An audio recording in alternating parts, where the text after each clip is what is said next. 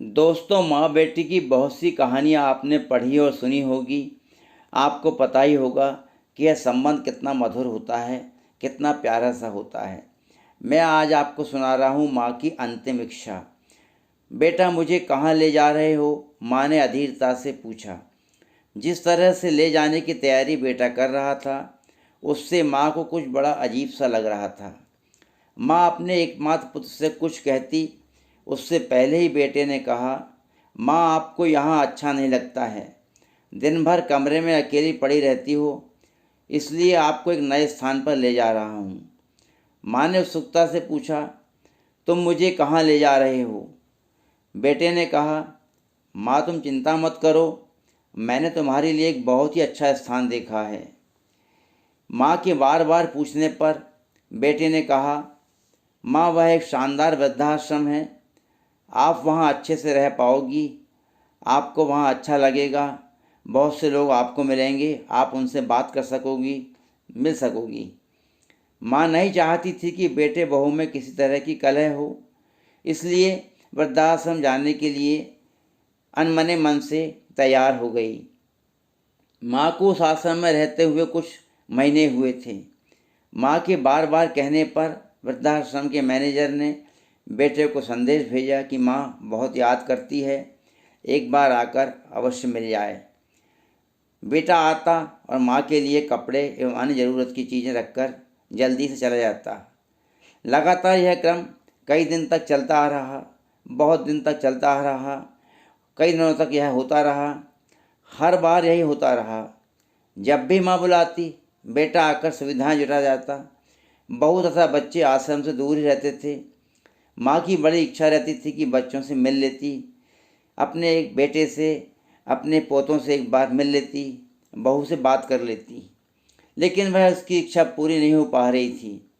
एक दिन माँ बेटे एवं बच्चों को याद करते करते बेहोश सी हो गई। माँ बार बार बेटे का नाम ले रही थी। मैनेजर ने डॉक्टर को दिखाया।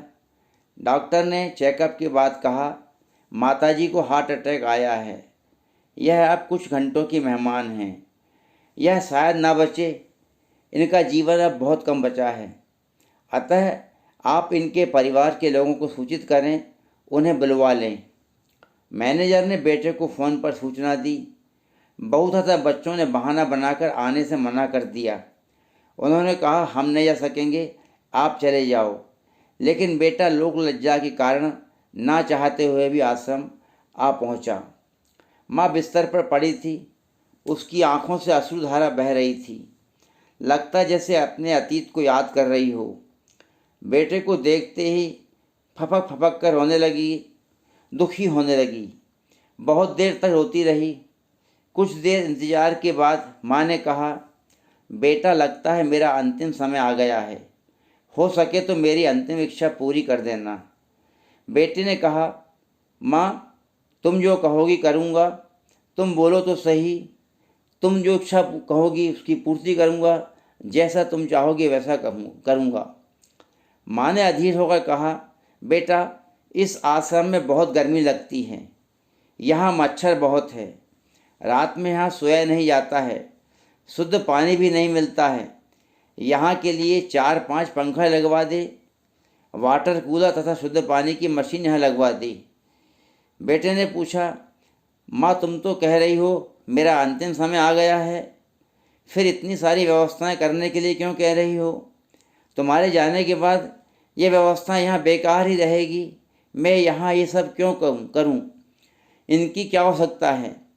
माँ ने कहा, तू बूढ़ा हो जाएगा, तेरे बच्चे तुझे यहाँ छोड़ने आएंगे तो तू यहाँ कुछ भी सहन नहीं कर पाएगा।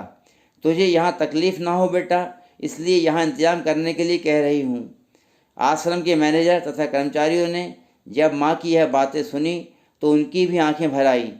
बेटे को आज पश्चाताप हो रहा था। अब जाकर उसे समझ आ रहा था कि आखिर क्यों उसने माँ को वृद्धाश्रम में छोड़ा था, यहाँ रखा था। उसने कुछ देर बाद माँ की तरफ देखा, आवाज़ दी, सिर हिलाया, कहा, माँ। लेकिन माँ बेटे को अकेले छोड़कर दूसरी दुनिया में जा चुकी थी। इस संसार को छोड़ करके अनेक दूसरे रास्ते पर चल चुकी थी, जहाँ से लौटना संभव नहीं था। दोस्तों, मेरी ये कहानी आपको पसंद आई होगी, इसे लाइक करें, चैनल सब्सक्राइब करें और आपके विचार मुझे कमेंट बॉक्स में दें। आपके विचारों का मुझे इंतज़ार रहेगा। Bye bye.